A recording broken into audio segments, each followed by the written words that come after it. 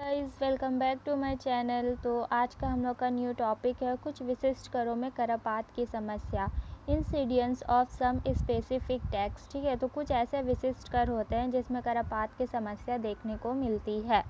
तो चलिए देखते हैं कि वे कर कौन कौन से हैं। पहला है आयकर या इनकम टैक्स। यह एक प्रत्यक्ष कर है। प्रत्यक्ष करों का भार उन्हीं पर पड़ता है जिससे इनका भुगतान किया जाता है। इसका विवर्तन नहीं किया जा सकता है।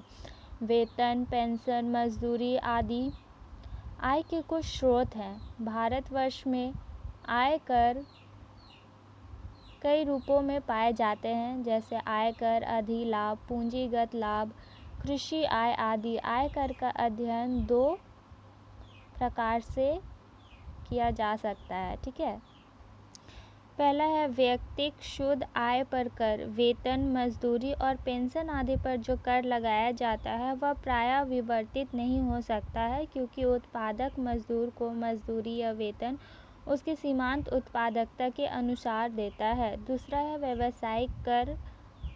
व्यावसायिक आय पर कर। आय तो वस्तुओं एवं सेवाओं के विक्रय के बाद मिलती है, इसलिए कर वस्तुओं की लागत में सम्मिलित नहीं होता, अर्थात आय कर लागत व्यय का कोई अंश नहीं है।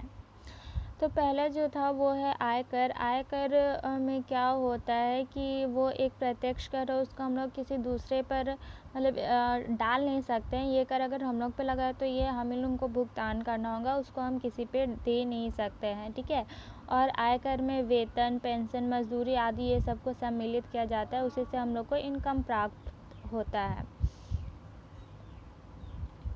और आयकर को दो भाग में बांटा गया है, व्यक्तिगत शुद्ध आय पर कर और व्यावसायिक आय पर कर। व्यक्तिगत शुद्ध आय में वेतन, मजदूरी और पेंशन आदि पर जो कर लगाया जाता है वो सबको उसमें शामिल किया जाता है, जिसको कि व्यक्ति को प्रत्यक्ष रूप से देना होता है और वो उसको किसी और पर विवर्तित नहीं कर सकता है। ठीक है, और दूसरा जो है व्यावसायिक आय पर कर। जो व्यक्ति वस्तु को बेच रहा है या प्रोडक्शन कर रहा है, उसको क्या होता है, जब तक वो वस्तु को पूरी तरह से बेचेगा नहीं उसको इनकम नहीं मिलता है। ठीक है, तो इसके व्यावसायिक कर पर यही आएगा कि जब तक वस्तु को बेचेंगे नहीं तब तक उसको इनकम नहीं मिलेगा, तो वही उसका आय कर होगा। और जो भी उसको आय मिलेगा उसको वो क्या करेगा, किसी को हस्तांतरित नहीं कर पाएगा। ठीक है, दूसरा है सीमा कर, कस्टम ड्यूटीज़। इस प्रकार के कर आयात एवं निर्यात पर लगाए जाते हैं। इसमें भी पहला आएगा आयात कर, इम्पोर्ट ड्यूटीज़। जब कोई वस्तु आयात की जाती है तो आयातकर्ता आयात कर को मूल्य में जोड़ देता है। इस प्रकार कर का भार उपभोक्ताओं पर विवर्तित कर दिया जाता है। तो इसमें अगर कोई भी वस्तु का जैसे आयात किया जा रहा है तो आयात जो भी करता है व्यक्ति, उस पे आयात कर के रूप में एक शुल्क लगाया जाता है। ठीक है, तो वो जो आयात कर मतलब जो शुल्क उसको देना पड़ता है सरकार को, तो वो क्या करता है, उसको अपना जो भी वो वस्तु को वो आयात कर रहा है उसमें वो कुछ पैसा उसको जोड़ देता है, और उसके बाद उसका वस्तु का कीमत बढ़ा करके उसको फिर वो बेचता है, जिससे कि उसका जो आयात कर होता है वो इस प्रकार वो जो मतलब अपना आयात कर है वो दूसरा पे डाल देता है।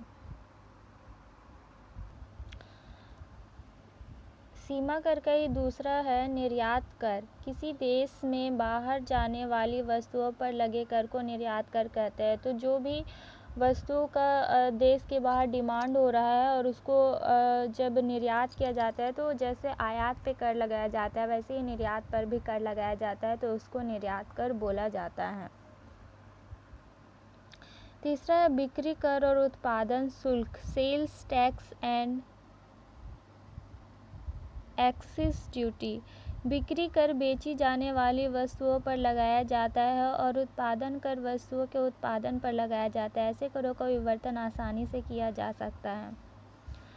तो बिक्री कर जो होता है वो जो भी वस्तु बेच रहे उस पर लगाया जाता है, और उत्पादन कर जो होता है वो जो भी वस्तु का उत्पादन किया जा रहा है उस पर लगाया जा रहा है। तो ऐसे कर को मतलब जो विवर्तन है वो आसानी से किया जा सकता है। ठीक है, चौथा है मृत्यु कर। ये वे कर है जो व्यक्ति के मरने के बाद उसके द्वारा छोड़ी हुई संपत्तियों पर लगाया जाता है। यह एक प्रत्यक्ष कर है, इसलिए करदाता कर को किसी अन्य व्यक्ति पर विवर्तित नहीं कर सकता है। ठीक है, तो मृत्यु कर जैसे कोई व्यक्ति है वो ज़मीन खरीदा है या फिर कुछ भी उसके नाम पे प्रॉपर्टीज़ है तो सरकार उस पर क्या करती है, टैक्स लगाती है। ठीक है, तो वो टैक्स उसके जो भी ऑनर होगा, ठीक है, मतलब कि व्यक्ति तो मर गया तो उसका बेटा या फिर जो भी उसका ऑनर बनेगा उसको उसका कर चुकाना पड़ेगा, और ये प्रत्यक्ष कर के रूप में होता है, वो किसी और पे टाल नहीं सकता है। ठीक है, तो बस इतना ही था। कुछ विशिष्ट करों में करापात की समस्या जो होती है वो